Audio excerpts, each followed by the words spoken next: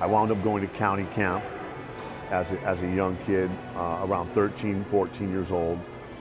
I did 9 months in juvenile county camp for theft and stealing and being on probation. While I was in county camp, and I don't know how, my wife and I have this conversation, where this dude came to visit me while I was there. I remember him coming to visit me while I was there. So your victimizer came to the county camp that you were in and he visited you. Well, he had befriended me and my family, so he had it was like in his mind and in his little spiel, he was like my big brother kind of a thing.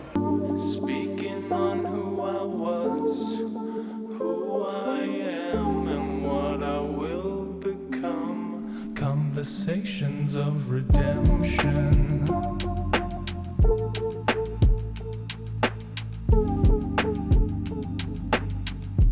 Conversations of redemption. Las Vegas. Las Vegas is a city built on permission. Permission to indulge, permission to perform, permission to be whoever you need to be for the night. The city doesn't ask questions. It doesn't require an explanation. It rewards confidence, or at least the appearance of it. In Las Vegas, you can disappear in plain sight. And for a lot of people, that's the point. Vegas is loud enough to drown out the memory, bright enough to distract you from the truth, and fast enough that you don't have to sit with what follows you. But the thing about silence is this. It doesn't disappear just because the music gets louder. It waits. Jack's story belongs here because this is a city that understands performance, not entertainment, survival. When you grow up learning how to keep things hidden, how to smile through discomfort, how to convince the world that you're fine while something else is happening underneath, you become very good at playing a role. Vegas doesn't punish that skill. It enables it. But what happens when that role becomes permanent? When the masks stop coming off? When the thing that you never named starts shaping every decision you make? Jack didn't come here to perform redemption. He didn't come here to shock anyone. He came here to tell the truth about silence, how it forms, how it protects you at first, and how it eventually costs you more than you ever realized. His story isn't about one moment. It's about a lifetime of adaptation, about learning early that survival sometimes means staying quiet, about confusing attention with care, and about carrying shame that never belonged to him. Las Vegas understands that language because this is a city full of people that learned how to function without ever being seen. This conversation isn't about tearing anything down. It's about naming what was never named. Because healing doesn't start when the lights turn on. It starts when someone finally says, "This happened to me. This is Las Vegas. And this is a conversation that refuses to stay hidden." My guy? What's up, brother? So we have a lot to talk about, really. We have a lot to discuss. I really want to focus on the trauma that you went through as a kid. Right. And see how that may have shaped your life and the resulting healing that you went through to get to where you are, to maybe help other people find a way that they maybe can heal if they're going through the same thing. Yeah. So can you start back when you were a child and tell me about your life? Like, how did you grow up? I grew up in Venice, the youngest of three. My mom and dad divorced when I was 7. My earliest memory is really like around the time my dad left. You know what I mean? I have some, scattered memories. I think those are probably mostly from family pictures and stories. But I have some memories basically from like 7 on. I remember, and my mom had a couple of boyfriends from that time until I was 18-ish, and those, the first one was a friend of the family. He had 3 kids also. We wound up moving in with them, 2 boys and a girl like my mom. So it was a single mom. Single mom. 2 boys and a girl. My mom was a single mom, 2 boys and a girl. She worked for Thrifty Drugs. Worked there for, forever, as long as I can remember, 17, 18 years. And she worked, and we went to school and, we did our thing. And it was, we were latchkey kids kind of like, I started getting into trouble. I was never really good in school. started kind of getting into trouble probably around sixth grade, fifth, sixth grade, and that was elementary school here, and started out by smoking weed a little bit, and around 12 years old, and around that same time, 11, 12, one of my neighborhood friends, we were selling roses on the street corner, and little hustlers. yeah, and we were working with this dude. He used to bring us the roses. We'd sell them, and he'd pay us like $4 each for each bundle we sold, or something like that. And while he was selling roses one day, this dude approached him, asked him if he wanted to make some money, doing some handy work or whatever, helping him paint his house or whatever. Totally like seduced him or whatever. And he's like, hey, this dude, he's got this badass pad, he fucking parties and this and that. And so we both went over there, and the same thing happened. A dude befriended me, seduced, nowadays they use the word groomed. And one day, he invited me to go to the movies. We went to the movies and pulled up on the Mulholland and the back of Mulholland, and he made a pass at me, and I was a young kid, 12 years old, probably craving, or hindsight being 2020, craving love, not knowing it, but ultimately subconsciously. Well, coming from a single mother environment with boyfriends that are in and out. Exactly. Mom's not there. My dad's not there. Are you the oldest of the? I'm the youngest. You're the youngest. So my brother was always kicking my ass for not listening to him. Yeah. My sister's kind of like, she's like a nerd, so she's like a school person. And I'm like, fuck you, I'm doing what I want. Yeah. And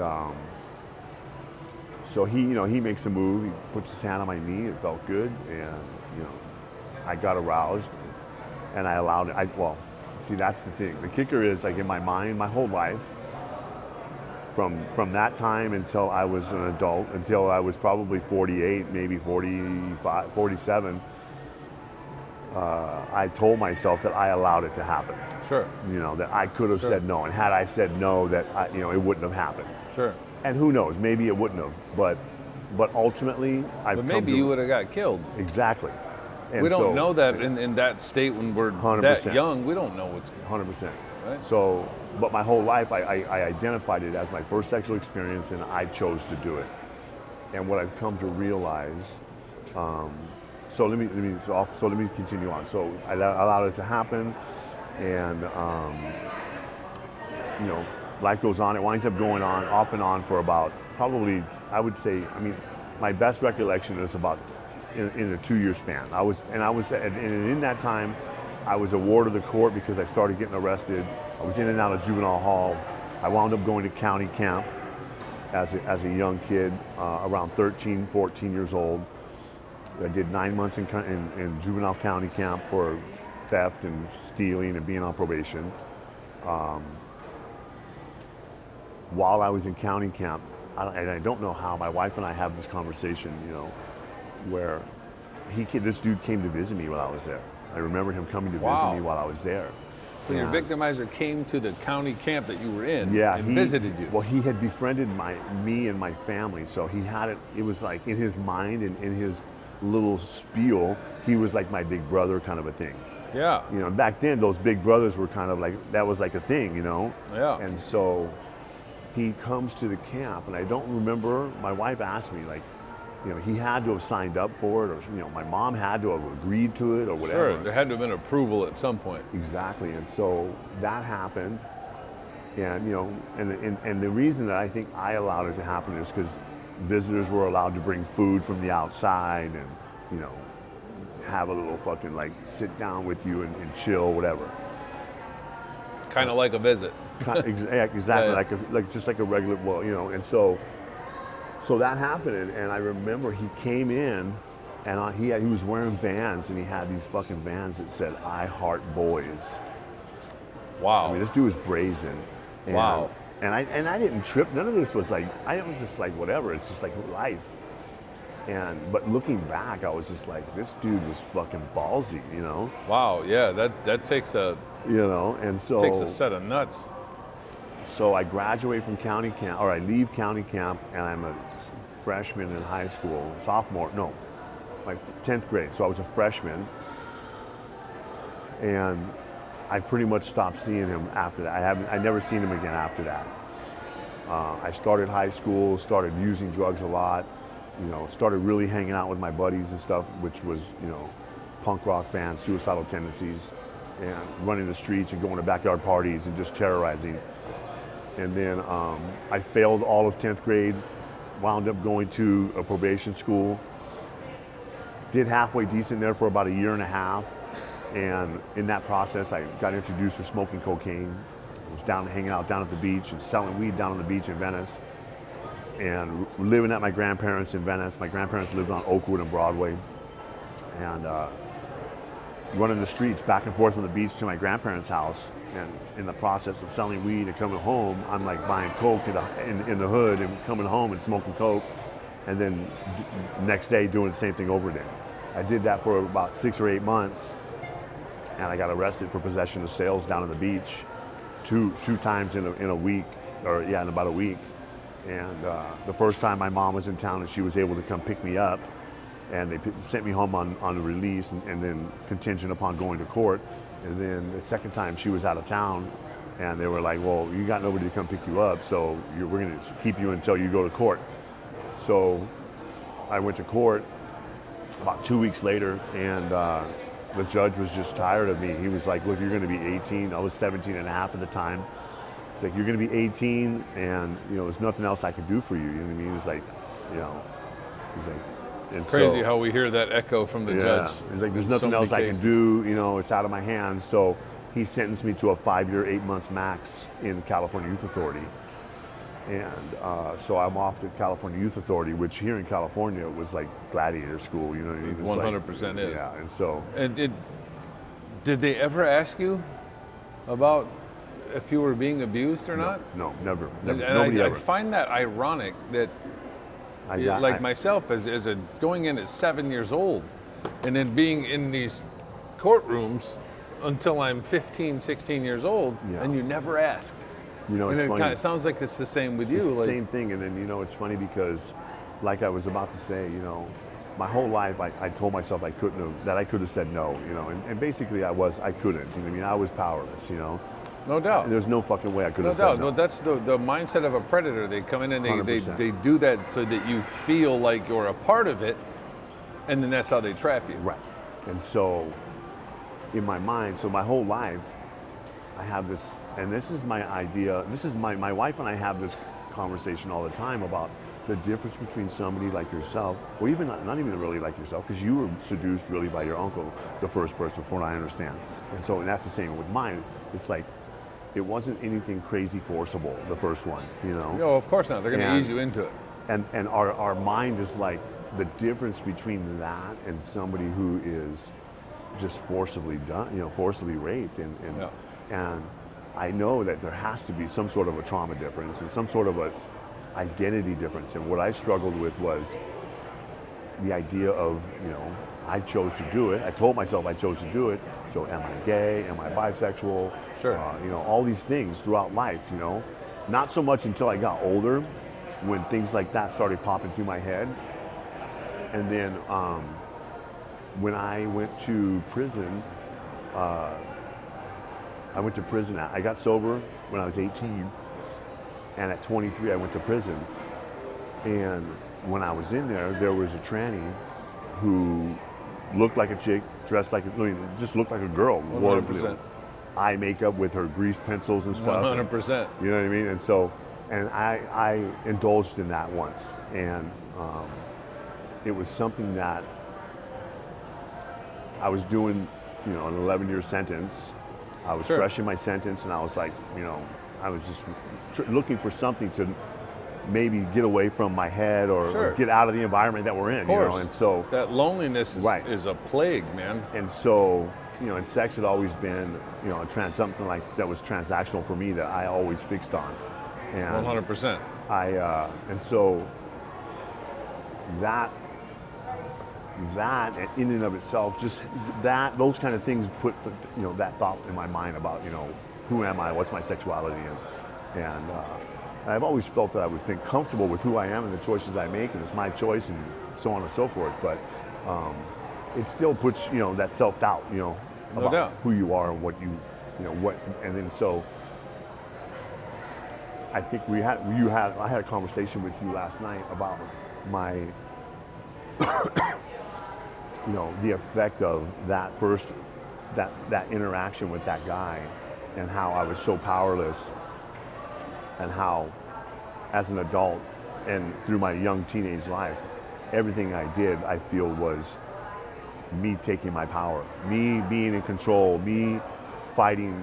If I felt something was going to happen, I was the one who swung first, and stealing and taking control of every situation. Being victimized in the manner that you were, you felt like there's no power there at all. Well, right? in the moment, even though you in your mind consented and you were engaging, you weren't. So psychologically, inside of your mind, you're like, I need to exert power for myself. I believe that was my way. My body, my mind, and my being protected me. You know what I mean? From the trauma that I fucking endured, and in the moment, I felt I was in control when that shit happened with me and him, but clearly it wasn't. And as an adult, me taking my power back, like I said, was my subconscious and my being protecting me, taking care of me, making me be like, you kind of spoke on it in your book about, being, creating that ultra ego, and getting rid of Sonny, or getting rid of Sam. And my deal was my nickname. My nickname was Creeper. And so all my homeboys called me Creeper. Everybody called me Creeper. And all the way up until I met my wife, everybody, I stopped using that name because I didn't feel it was my true self. Sure. And so, Creeper was the victim. No. Creeper wasn't the victim. Creeper was the ultra Creeper ego. was the badass. Jack was the victim. Right. And so as a young kid, Creeper, that was my persona. It's like, that was like, don't fuck with Creeper, he'll fuck you up, he'll drop you, he'll fight, whatever. And my Instagram, when I first started my Instagram, was Big Daddy Creeper. You know what I mean? And now it's the real Mr. Jack, the real Mr. Jack Durston, and because I've come to realize that I am me, 100%. And you're not defined by the things that you've been through. Exactly. 100%. Yeah. And so I came to grips with that and just said to myself, I'm going to be me, the best me that I can, and every day I'm going to strive to be the best Jack that I can be. So what was the process of that like? Like, what brought you to that moment where you were, I'm done blaming myself for what happened to me, and I'm done hiding behind an alter ego that makes me feel safe and in control, and I'm going to be myself. That's not an easy transition for people, especially because you were sober this whole time, right? You got sober at 18. Correct. And you've been sober this whole time. I was sober from 18, and I worked the steps of AA, the 12 steps, and not perfectly. Nobody's perfect, but I did just enough to keep me sober. I've always had this mantra of, I'm not going to drink no matter what. Nothing I do is worth drinking. I don't need alcohol or drugs to walk through anything that I do in life. And so I've been sober since I was 18, and last March that was 38 years. And in that process, I've worked, I've dove into the steps, I've talked, I've shared some of my story on a superficial level. I didn't really start sharing my story until probably 2017, about a year after I met my wife. And I had talked to people individually, but not on any kind of public level or even in a therapy session or anything. And so my wife and I started going to couples therapy, and so we started seeing this doctor. Can I plug his name? Sure. Dr. Jaffe, amazing guy, super name. His name was Dr. Adi Jaffe. He had a program called Ignited, and we started seeing him, and just as a couple, and we dove into a lot of my stuff, a lot of the trauma that happened to me, how that affected my sex life, and how just how it affected me and my wife. And then he helped us with our coupleship. And because in the beginning of our relationship, it got really rocky because of my son's mom. She's a paranoid, schizophrenic, fucking 5150, like literally. And so, her goal in life was just to torment us. And so, and I'm sure you can't relate to that. No, not at all. You know what I mean? No. And so, it just created a lot of inner trauma in our relationship, you know. And then also I had this idea that anything that happened before my wife and I got together was none of my wife's business. Sure. So I didn't share any of that stuff with her. And I would tell her stories here and there, but I would tell half-truths. And then more of it would come out and she would be like, you fucking lied to me. And I'm like, no, I didn't lie to you. I just didn't tell you that part. Yeah. You know, but in my mind, but technically I was lying to her. Sure. And so this doctor, he introduced us to a style of relationship which was 100% transparency and honesty. So anything and everything that's ever happened to either of us in our lives, we shared with each other so that there was no secrets. And in that process, it allowed me to look at myself a lot more. And coming to grips with a lot of that and sharing that openly with him and her opened me up to self-help. Went on a yoga retreat with my wife and him and his wife and a bunch of women in Mexico, in Sayulita, Mexico. I was the only dude with like fucking 12 women, and he was the other dude, you know, and you know, did this yoga retreat and a bunch of other stuff there, some breath work, and just got introduced to a lot of self-help. And I realized that if I don't get this out, if I don't share this, it's gonna poison me. You know, just like it will any eat you alive. in AA they say we're as sick as our secrets. You know, and the concept of AA is on a lesser level. They have you share your deepest, darkest secrets with your sponsor, and then you work through it and you talk to it and you deal with it. On this way, it was more of, and this is more radically transparent. Radical transparency has become a way of life for me because of Dr. Jaffe and a couple other people that I've been introduced to. And so I did the couples therapy with him, and then I did a men's retreat with him. And the men's retreat was supposed to be a medicinal, meditational retreat with mushrooms and MDMA.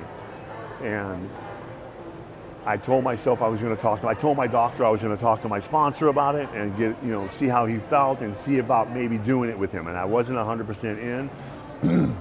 And I never talked to my sponsor about it. And when we got to the retreat, I was like, well, I'm just going to do the meditation sober. I told my therapist that, and he goes, well, can you tell me why? He's like, did you ever talk to your sponsor? And I said, no. He goes, why not?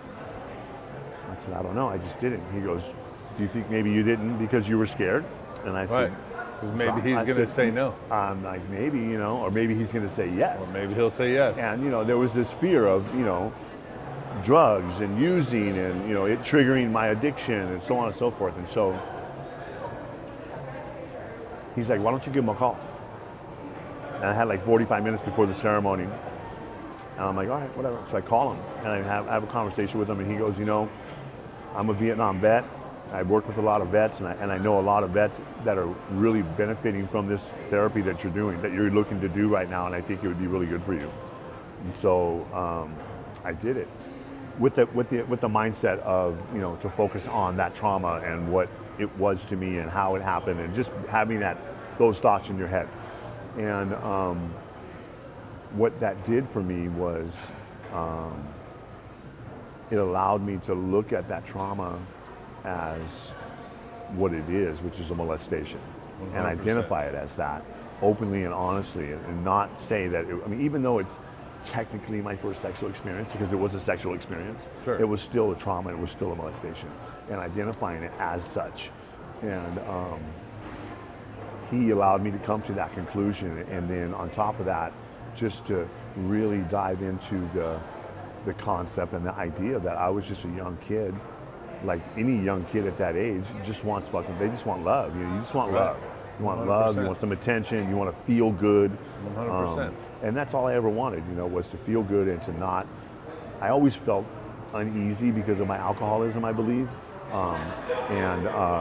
Less than, and all the other kids had the cool clothes and stuff like that, and like I had to buy my first pair of Levi's from my paper route money, and so I always had hand-me-downs, and so, being a clown like that in school, and then all those things. And so this allowed me to just, realize that that's all I wanted was just some love, and this dude, he gave me that, you know what I mean? He satisfied that that lack of love that I had as a kid. And after that, I came back and shared all this with my wife, and continued to see this doctor as our couples therapist, and really was cool with it, and it really allowed me to share about it. And so, speaking at AA meetings and sharing at AA meetings, I've been able to honestly and just have a conversation with somebody and anybody and tell them about my trauma. And it started like feeling like it wasn't enough, like I wasn't touching deep enough, or I wasn't putting it out there enough. And I met this guy who he's a life coach, and it's actually this dude here. I don't know if you've heard of his name is Sean Whalen. He has a company called Lions Not Sheep. He's out of Utah. He's an ex-MMA fighter, and he's a life coach. And I was part of his call. He has this weekly call. It's called a power call. He's a successful businessman, and he teaches us about business, about life, and his concept is power, passion, purpose, and production. If you allow those things into your life and you do those things on a daily basis, you're going to be successful. And during the call one time, he came on and he was talking, and he challenged all of us. He said, go on Instagram, social media, whatever you do, whatever platform you're on, and just tell your truth. Yeah. With everybody. With everybody. Live, Tell it to the world. Just tell it to the world. Yep. And don't give a fuck what happens. That's it. And this was right around the time my mom was ill. She came down with cancer, and a couple of years ago. And I started doing this. He challenged us to do it for 30 days. And I did it. I wound up doing it for like 15. And right after my mom passed away, I kind of stopped. It really fucked me up, and I stopped doing it. But the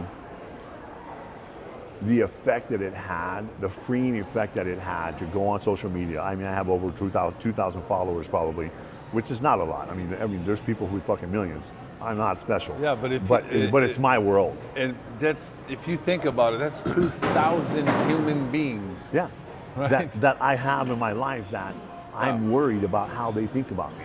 Yeah. And that was the thing. And it's like, so he challenged us to do that. And so I went on my social media, my Instagram and my Facebook, and I blasted these videos from basically our conversation that we just had right now.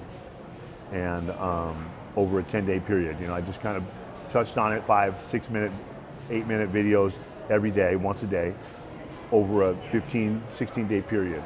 And just left it like that. Yeah. And I had so much positive interaction with people, which, you and I both know. I mean, nobody's going to say anything fucking stupid. Well, some you know people what? will. There will some be dumb people. comments. There are.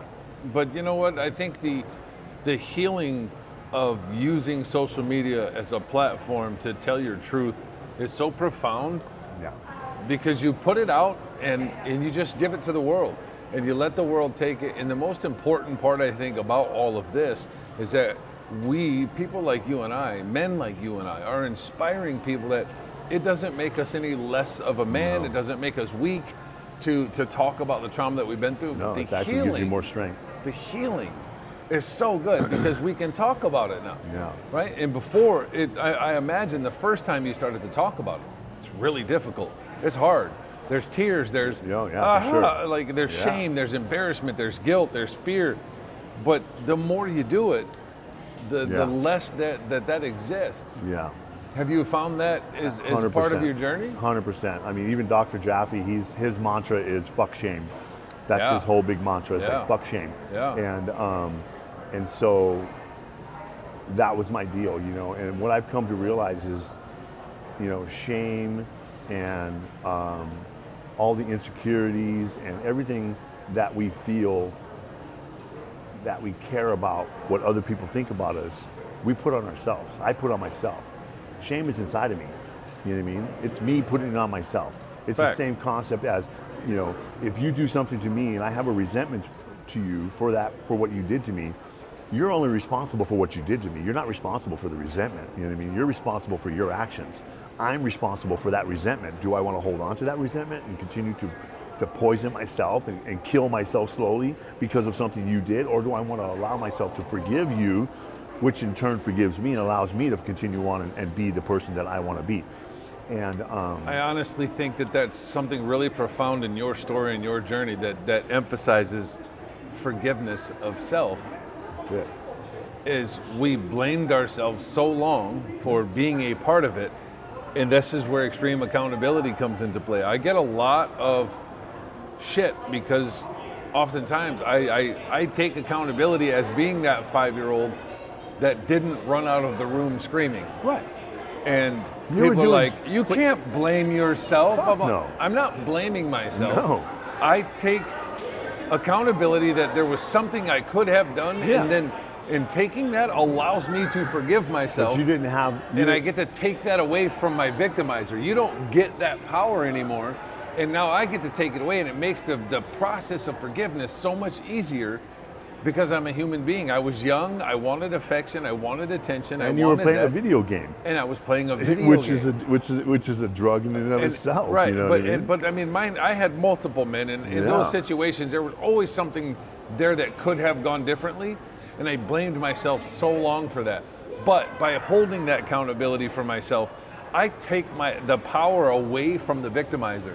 I don't have to forgive you But because I can just forgive me, and by doing that, you get that forgiveness graced upon you anyway, and I don't hold you to task for it anymore. And then it's gone from me. It's no longer Right. there. It's just like if I stub my toe on a stairs. I don't like hate stairs or hate people that build stairs or Right. blame stairs.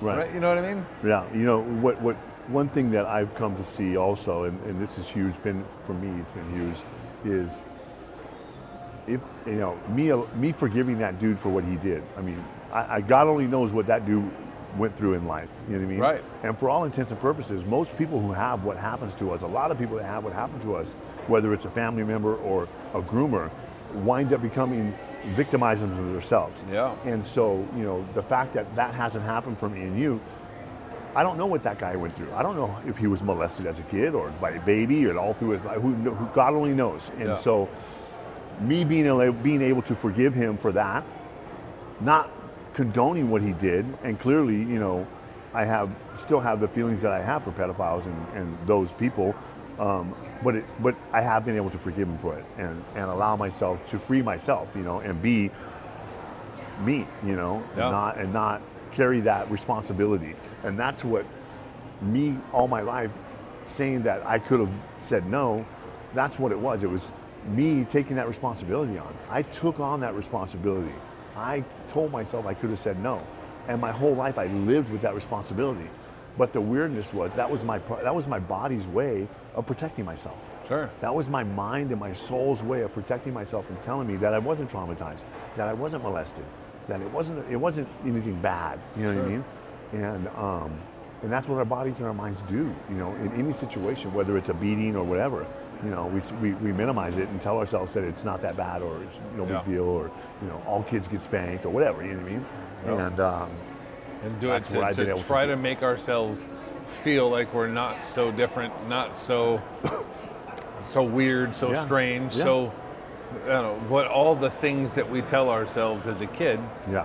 That's being victimized that makes us somehow able to cope with what's happening. You know, one Yeah, thing I it's- read in your book, you talked about, I think you had posted, you had said something, it wasn't in your book, I was watching a clip, I think it was on your Instagram post or something, and you said something about 5 guys taking their turns with you or whatever, and some fucking dude, I don't know who it was, I had a feeling about Turns it. out it was 7.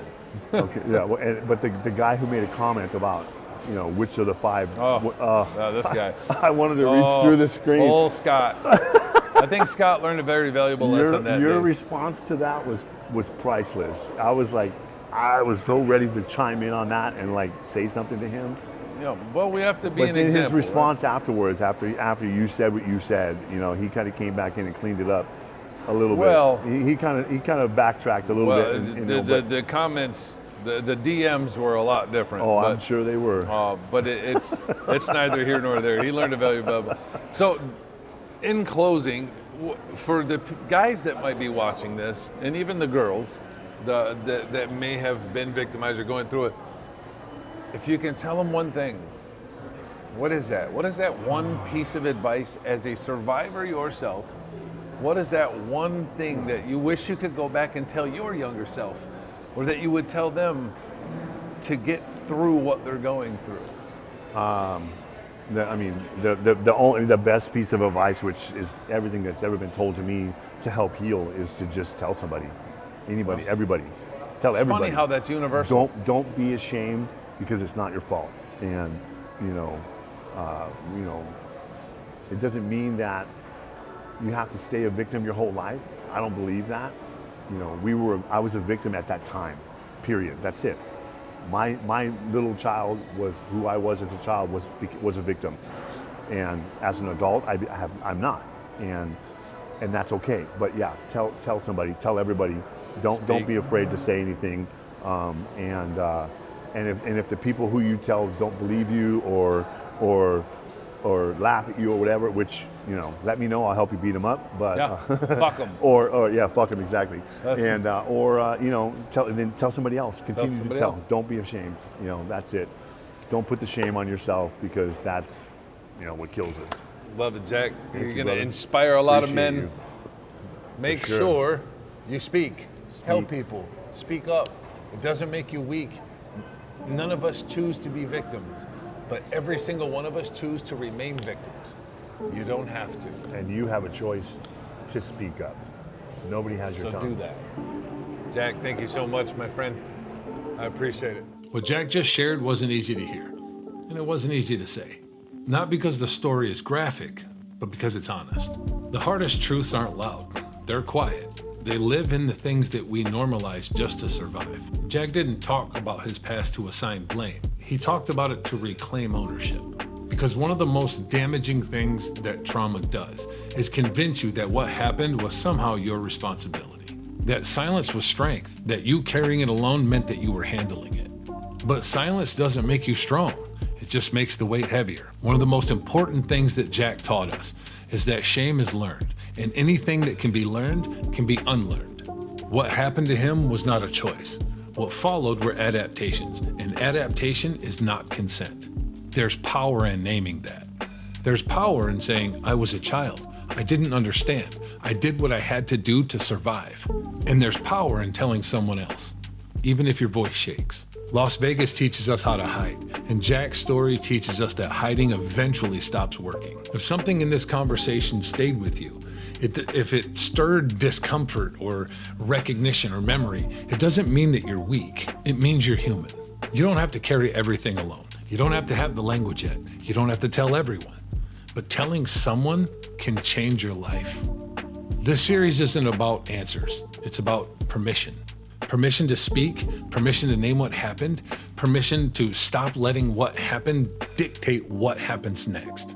This is Las Vegas, and some truths are worth more than anything you can ever win at the tables. We'll see you next time.